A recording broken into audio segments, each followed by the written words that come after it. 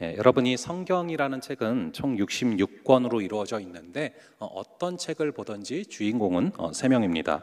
우선 첫 번째 주인공은 하나님이고 그 다음에 하나님이 사랑하시는 사람, 그리고 이 둘 사이를 이간질시키려는 사단, 이렇게 하나님, 사람, 또 사단, 이렇게 이루어지고 있습니다.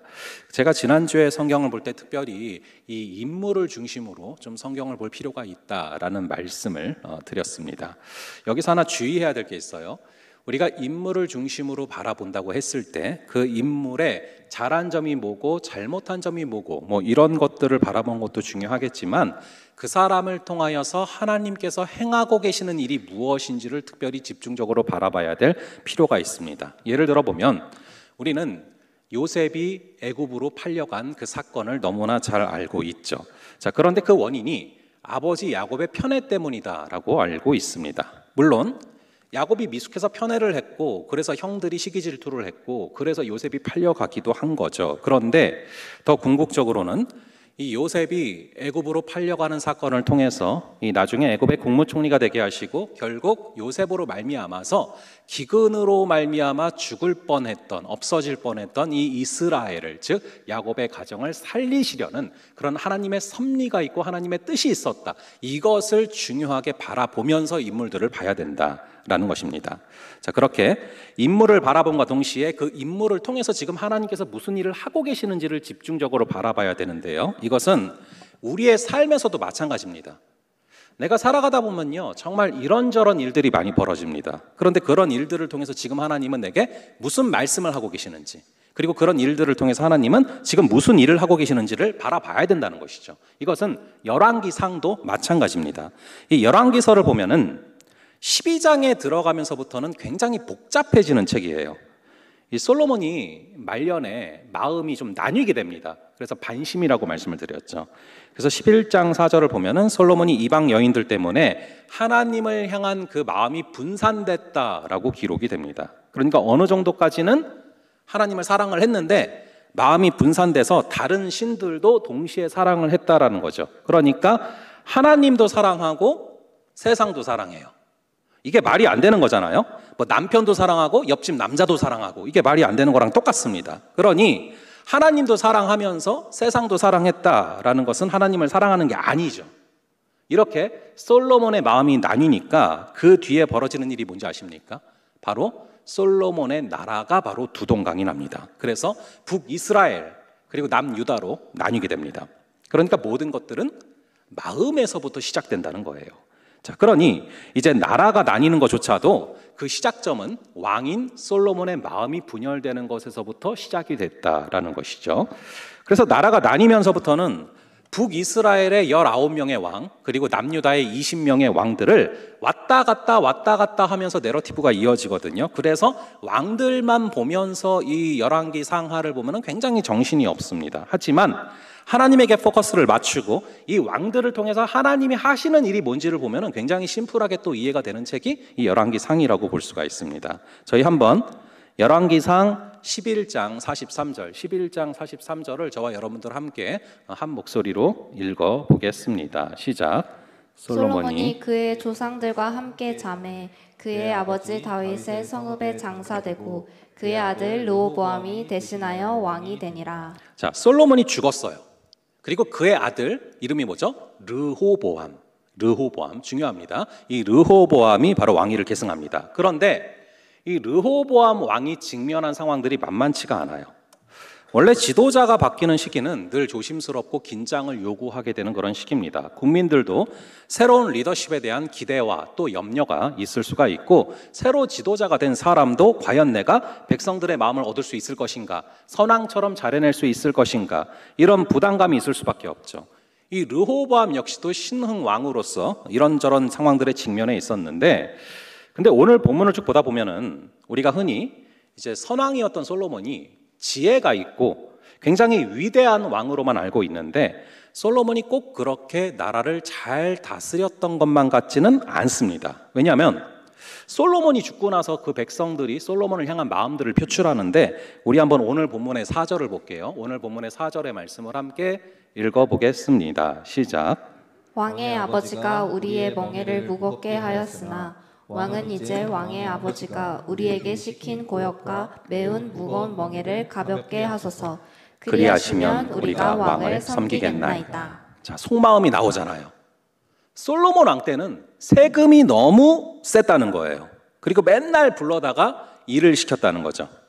이스라엘 백성들이 그래도 7년 동안 성전을 만들 때는 굉장히 기쁘게 만들었어요. 그런데 성전 건축을 마치자마자 다시 또 13년 동안 바로 솔로몬의 집을 만드느라 착취를 당하고, 또 계속해서 이방 여인들을 위한 산당, 즉 이방 신들을 위한 산당을 무려 1000개나 만들었습니다. 그래서 이 산당을 만들면서는 이 이스라엘 백성들이 완전히 그로기 상태가 된 거죠. 이 솔로몬은 평생 공사하다가 죽은 거예요. 성전 지었죠. 그리고 왕궁 지었죠. 산당 지었죠. 그러니까 이 백성들도 내내 불려가서 계속 공사를 한 겁니다. 공사하다가 다치면 죽는 거예요. 그 당시에 무슨 산재가 있습니까? 사재보험이 있습니까? 그러니까 40년 내내 고생하다가 죽기도 하고 너무 힘들었다. 이런 얘기들이 나온 것이고요. 결국 이 르호보암에게 당신의 아버지 솔로몬은 선정을 베푼 게 아니라 악정이고 학정이었다라는 그런 결론이 나온 것이죠. 그래서 르호보암, 당신은 세금을 감면하고 노역도 중단시켜라, 이런 요구를 하는 것이죠. 이 백성들의 요구를 접한 상황 가운데 이 르호보암의 측근들의 의견이 갈리게 돼요. 그런 요구를 들어줘야 된다라는 파가 있고, 반대로 아니다, 더 세게 나가야 된다라는 파가 있어요. 여기서 르호보암은 어떤 선택을 해야만 합니까? 우리도 이처럼 딜레마에 빠지게 될 때가 있어요. 삶이 그래요. 계속해서 선택의 연속입니다. 어떤 결정을 하느냐가 중요한데 문제는 양쪽 다 일리가 있어서 선택을 하기가 너무 힘들다라는 것이죠. 그래서 어떤 사람이 이런 말을 했습니다. 인생이 뭐냐? B와 D 사이의 C다. 이 B는 birth, 그리고 D는 death. 그러니까 태어나서 죽기 전까지의 C, 즉 choice, 이 선택이 바로 인생이라는 것이죠. 그만큼 선택해야 되는 삶이고 선택이 너무나 중요하다는 것입니다. 이 뭐를 선택하느냐에 따라서 우리의 인생은 확확 달라집니다. 어떤 전공을 택할지, 어떤 회사를 택할지, 어떤 사람을 택할지에 따라서 인생이 확 달라지죠. 심지어 아주 작은 선택들도 당장에는 모르지만 나중에는 나비 효과처럼 엄청나게 결정적인 차이를 가져오기도 합니다. 오늘 본문을 보면 위기거든요, 위기. 아버지 솔로몬이 죽고 나서 르호보암이 왕이 됐는데 시작을 하자마자 굉장히 중요한 선택을 해야 되는 지점이 온 거예요. 그런 상황 가운데 어떤 선택을 하는 것이 가장 좋은 선택이며 어떻게 해야 우리가 올바른 선택을 할 수 있는가를 오늘 본문을 통해서 배워볼 수가 있습니다. 이 본문에 보면은 북쪽 지역에 있는 지파들의 분위기가 좀 심상치가 않아요. 우리가 앞장들에 보면 나오는데 이제 솔로몬이 타락을 하게 되면서 하나님께서 많은 대적들이 일어나게 하십니다. 사실 솔로몬이 이전에 5장 4절에서 이런 말을 한 적이 있어요. 나에게는 어떤 대적도 없다. 그러니까 말조심을 해야 되는 거예요. 쓸데없는 말을 한 거죠. 나는 적이 없는 사람이다, 뭐 이런 얘기를 했는데 이것은 맞는 말이기도 하고 틀린 말이기도 합니다. 하나님께서 그와 함께 하실 때는 그를 대적할 자가 없었어요. 세상의 모든 나라 왕들이 솔로몬 앞에 엎드리고 솔로몬을 찾아왔거든요. 그런데 솔로몬의 마음이 하나님을 떠나고 그래서 솔로몬의 마음이 분열되자 결국에는 이 대적들이 나타나서 그를 대적합니다. 그러니까 원수가 없었던 게 아니라 하나님께서 억누르고 계셨던 거죠. 우리의 일터와 일상에서 나를 넘어뜨리려는 원수들은 항상 있을 수 있습니다. 문제는 원수의 존재가 아니라 내가 하나님과 함께 있느냐 혼자 있느냐, 이게 중요한 것이죠. 하나님과 함께한 다윗은 무서웠지만 하나님이 떠나신 이 솔로몬은 하나도 무섭지가 않은 거예요. 그래서 세상은 하나님을 떠난 신자를 가장 쉬운 먹잇감으로 삼는 것입니다. 그래서 이 솔로몬의 말년에 솔로몬이 하나님을 떠나면서 이 솔로몬의 대적들이 여기저기서 일어나고 나타남을 보게 됩니다. 근데 그런 상황을 보면은 심지어 굳이 솔로몬을 미워할 상황도 아닌데 솔로몬을 미워하는 그런 대적들이 나타납니다. 그 중에 하나가 나중에 이제 분열 왕국을 일으키는 북이스라엘의 이 여로보암입니다. 여로보암. 이 여로보암은 솔로몬의 통치에서 굉장히 중요한 역할을 하던 자인데 솔로몬에게 대들다가 결국 이집트로, 애굽으로 도망친 자거든요.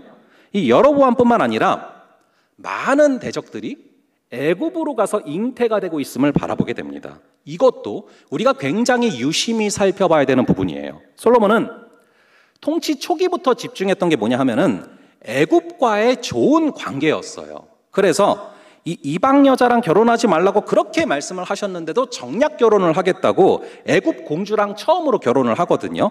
여러분, 사실 애굽은 이스라엘이랑 원수예요.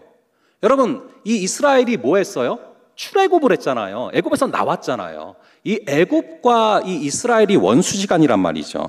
자, 그런데 애굽, 즉 이집트가 가장 강한 나라고 그리고 가장 강대국이다라는 이유로 솔로몬은 통치 초기부터 이 애굽과의 좋은 관계를 유지하려고 노력을 많이 합니다. 그래서 애굽의 왕 바로의 딸을 아내로 삼고서 극진히 대접을 하고요. 뭐 신축 아파트도 만들어주고 말과 병거도 아주 비싼 값으로 애굽에서 수입을 해옵니다. 그러니까 솔로몬의 마음속에 애굽은 원수가 아니라 동료이자 자신을 지켜줄 우방국가였고 의지할 대상이었거든요. 그런데 역설적으로 거기서 솔로몬의 대적들이 그리고 솔로몬의 후손을 대적하는 자들이 자라났다라는 것입니다.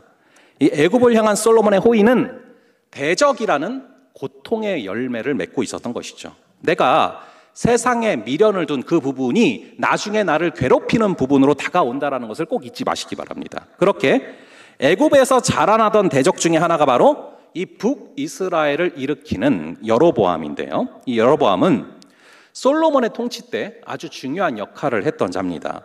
그러다가 솔로몬한테 대들다가 애굽으로 도망을 쳤는데, 그런데 지금 보니까 이 북쪽 지파의 사람들이 애굽으로 망명 갔던 이 여로보암을 데려온 거예요. 분위기가 심상치가 않죠. 이게 무슨 얘기입니까?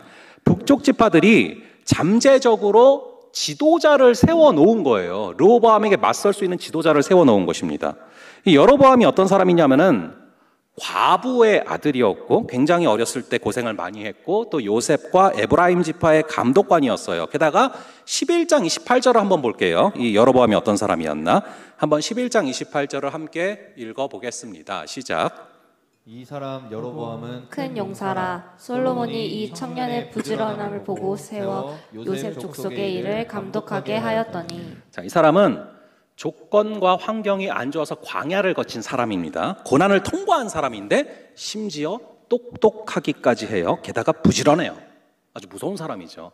그러니 잠재적으로 지도자가 될 자질을 갖추고 있는 사람인 겁니다. 근데 이 사람을 앞세워서 지금 세금 감면과 노역 중단을 요구하는 것이죠. 이렇게 새롭게 왕이 되는 르호보암에게는 지금 이 상황들이 굉장히 공포스러운 상황인 겁니다. 우리 한번 2절부터 4절, 오늘 본문 2절부터 4절을 한번 쭉 읽어보겠습니다. 시작. 느밧의 아들 여로보암이 전에 솔로몬 왕의 얼굴을 피하여 애굽으로 도망하여 있었더니 이제 그 소문을 듣고 여전히 애굽에 있는 중에 우리가 사람을 보내 그를 불렀더라. 여로보암과 이스라엘 온 회중이 와서 르호보암에게 말하여 이르되 왕의 아버지가 우리의 멍에를 무겁게 하였으나 왕은 이제 왕의 아버지가 우리에게 시킨 고역과 매운 무거운 멍에를 가볍게 하소서. 그리하시면 우리가 왕을 섬기겠나이다. 자, 이거는 뭐 섬기겠다는 얘기가 아니라 거의 협박에 가까운 거죠. 여기서 다시 한번 명확해집니다. 솔로몬의 통치는 백성들에게 고통이었다. 화려하게 자기의 집을 짓고 그리고 의자를 상아로 만들었다고 했어요. 그 코끼리를 잡아서 코끼리의 상아를 빼고 이런 거 누가 했겠습니까? 다 백성들이 한 거죠. 그리고 방패를 금방패로 만들고 이런 것들이 다 백성들의 피로 했다라는 것이죠. 그러니까 하나님이 주신 능력을 가지고 쓸데없는 짓을 하면서 사실 세월을 보낸 거예요. 죽고 나니까 열매로 알게 되지 않습니까? 다 헛짓거리였다는 거죠. 그래서 솔로몬이 마지막 전도서에서 무슨 말을 합니까? 헛되고 헛되고 헛되도다. 자, 그렇게 솔로몬에 대해서 불만이 가득 찬 상태로 르호보암을 찾아와서 이 세금 감면과 노역 중단을 요구하는데요. 르호보암의 반응을 한번 보겠습니다. 우리 한번 5절의 말씀 같이 한번 읽어보겠습니다. 시작. 르호보암이 대답하되 갔다가 3일 후에 다시 내게로 오라 하매 백성이 가니라. 그래도 르호보암이 아빠 솔로몬을 닮아서 지혜롭게 3일의 시간을 달라고 합니다. 여러분도 마찬가지예요. 어떤 어려운 문제가 생겼을 때 즉답을 피하는 게 가장 좋습니다. 이 3일의 시간을 달라고 한 것은 분명히 지혜로운 반응이죠. 그래서 이 두 집단에게 조언을 듣는데 우선은 나이가 많은 원로들로 이루어진 측근이 있고 또 자기 동기들로 이루어진 측근이 있습니다. 이 양쪽의 조언을 듣게 되는데 사실은 양쪽 다 일리가 있어요. 그런데 먼저는 이 동기들의 조언을 먼저 볼게요. 우리 8절부터 11절인데 8절부터 11절을 저와 여러분 돌아가면서 함께 읽어볼게요. 제가 먼저 읽을게요. 왕이 노인들이 자문하는 것을 버리고 자기 앞에 모셔있는 자기와 함께 자라난 어린 사람들과 의논하여 이르되 너희는 어떻게 자문하여 이 백성에게 대답하게 하겠느냐.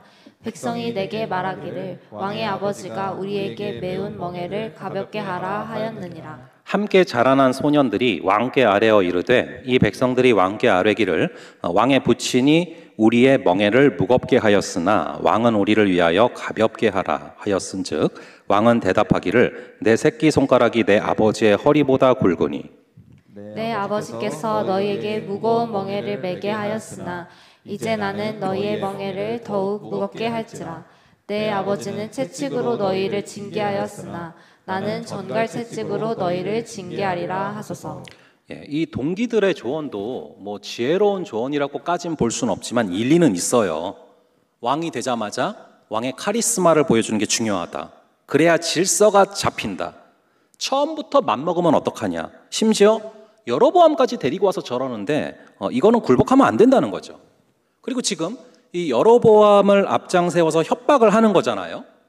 이 노역을 감면 안 해주면 왕으로 인정 안 하겠다. 여기에 굴복을 했다면 나라꼴이 말이 아니었을 수도 있습니다. 결과적으로 상황에 맞지 않는 얘기였긴 했지만 일리는 있는 얘기였죠.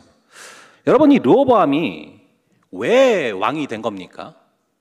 하나님께서 일전에 다윗에게 약속을 하셨잖아요. 말씀하셨잖아요. 너의 자손들을 통해서 계속 왕위가 이어질 것이다. 그러니까 솔로몬은 다윗의 자손이니까 왕이 된 것이고 이 솔로몬의 아들인 르호보암도 다윗의 후손이니까 계속 그 말씀대로 이루어졌다는 거죠. 근데 1절을 볼게요. 오늘 보면 1절을 보면 이런 구절이 나옵니다. 함께 1절을 읽어보겠습니다. 시작. 르호보암이 세겜으로 갔으니 이는 온 이스라엘이 그를 왕으로 삼고자 하여 세겜에 이르렀음이더라. 아니, 하나님께서 이미 왕으로 세우신 자가 르호보암이에요. 그런데 이미 왕이 되는데 뭘 또 왕으로 삼습니까? 이게 무슨 말이죠? 르호보암이 이미 왕이 됐다는 것은 남쪽 예루살렘에서는 이미 왕이 됐어요. 그러니까 자기 지파에서는 이미 인정을 받았습니다. 그런데 1절에 나오는 세겜은 어디냐면은 북이스라엘의 중심인데요. 르호보암이 왜 세겜으로 갔냐면은 북이스라엘의 사람들에게도 왕으로 인정을 받기 위해서 간 겁니다. 그런데 이 북쪽 사람들의 특징이 뭐냐면은 왕을 자기들이 삼아요. 왕을 자기들이 세워요. 하나님이 왕으로 세워주시면 그것을 믿음으로 받는 것이 아니고 따르는 것이 아니고 자기들이 왕을 세운다는 것입니다. 이 남쪽은 항상 이 다윗의 혈통을 중심으로 뭉치거든요. 다윗의 아들 솔로몬이 될 때도 이 남쪽에서는 왕으로 삼은 게 아니에요. 왕으로 받은 것입니다. 하나님께서 세우신 왕을 믿음으로 받는 거거든요. 근데 북쪽은 달라요. 사울을 자기들이 왕으로 세웠습니다. 그래서 첫 번째 왕도 자기들이 정해서 왕으로 세웠기 때문에 그 다음 왕들도 계속 자기들이 세워야 한다는 거예요. 이게 북쪽의 문화죠. 그래서 다윗 왕도 그랬어요. 처음부터 북쪽에서 인정하진 않았습니다. 계속 두고두고 보고 지켜보다가 왕으로 삼아준 것입니다. 솔로몬 때도 그랬고, 그리고 지금 르호보암도 당연히 북쪽에서는 아직 왕이 아닌 거예요. 왕으로 삼을지 말지는 우리가 결정하겠다. 그리고 마음에 안 들면 재신임하겠다. 뭐 이거죠. 이게 오늘날로 보자면은 굉장히 민주적인 것 같지만 이스라엘 왕조에서는 결코 일어날 수 없는 얘기거든요. 하나님이 당신의 뜻대로 말씀대로 왕으로 세우셨는데 그것을 내가 왕으로 세울지 말지를 인정할지를 평가하겠다. 이게 말이 안 되는 거잖아요. 그래서 1절이 중요한 장입니다. 이 1절을 중심으로 북이스라엘 남유다가 갈리거든요. 이 갈라진 이유를 보면은 남쪽은요 단 한 번도 왕조가 바뀌지 않습니다. 항상 다윗의 자손이 자연스럽게 왕으로 이어져요. 근데 북쪽은 사람이 인정을 해야 왕으로 세워지는 거다 보니까 계속 왕이 바뀌는 모습을 보게 됩니다. 심지어 왕이 마음에 안 들면 신하가 죽이고 쿠데타를 일으켜서 왕이 되기도 해요. 사실 이 왕이라는 제도를 우리 하나님은 처음부터 반대했거든요. 내가 왕인데 또 무슨 왕을 세우냐, 이래서 반대하셨거든요. 근데 이스라엘이 아니 옆에 나라들은 왕이 있는데 왜 우리는 없습니까? 계속 불평을 하니까 결국에 마지못해서 그들의 소원을 들어주시고 그래서 하나님께서 세워주신 게 왕이거든요. 근데 또 하나님이 세우신 왕은 인정하지를 않는 겁니다. 이 모습이 나타나는 것이죠. 이게 뭘 보여줍니까? 우리도 뭐가 필요할 때는 항상 하나님께 매달리고 막 그래요, 달라고. 근데 그래서 그거를 하나님이 주시면 그것을 또 인정하지 않고 평가하고 바꾸려고 하는 것이죠.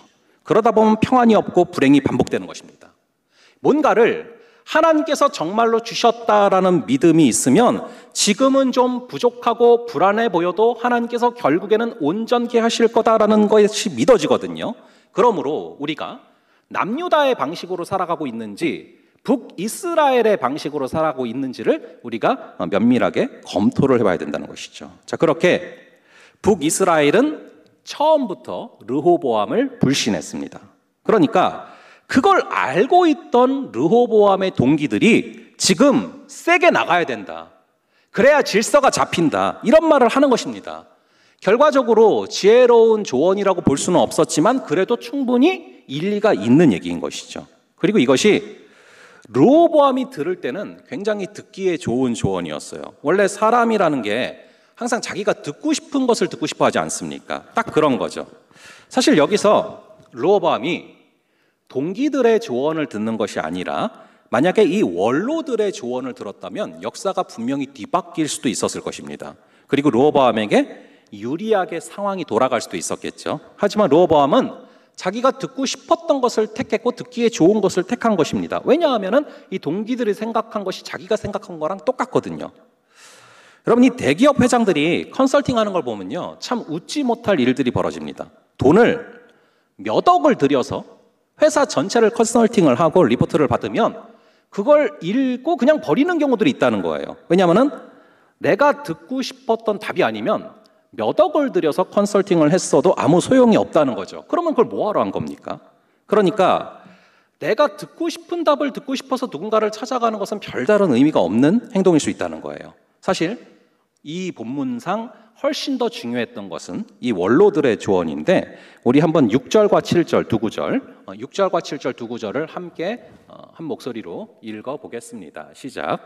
르호보암 왕이 그의 아버지 솔로몬의 생전에 그 앞에 모셨던 노인들과 의논하여 이르되, 너희는 어떻게 충고하여 이 백성에게 대답하게 하겠느냐?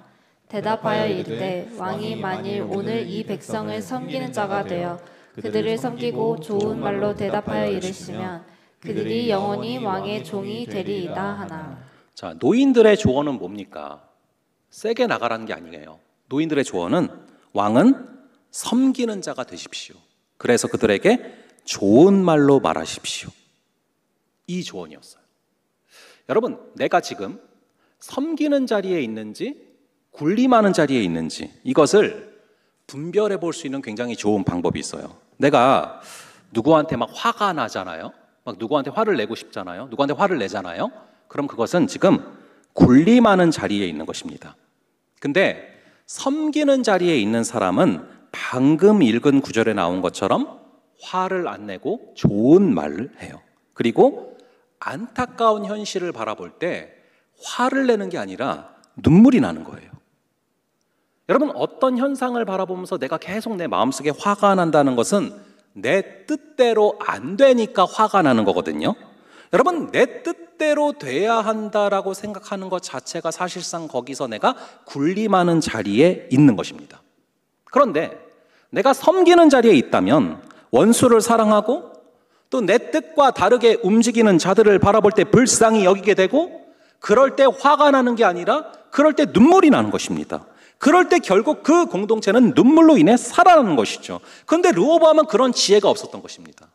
오늘 일부 예배 때 우리 원로 목사님께서 설교해 주실 때요, 어렸을 때 변화된 걸 얘기를 해 주셨거든요. 굉장히 장난꾸러기셨다고 말씀하셨는데, 근데 언제 변화되셨냐면은 부모님이 너무나 큰 잘못을 했는데 화를 내는 게 아니라, 혼을 내는 게 아니라 눈물을 흘리시는 모습을 보고 변화되셨다고 하더라고요.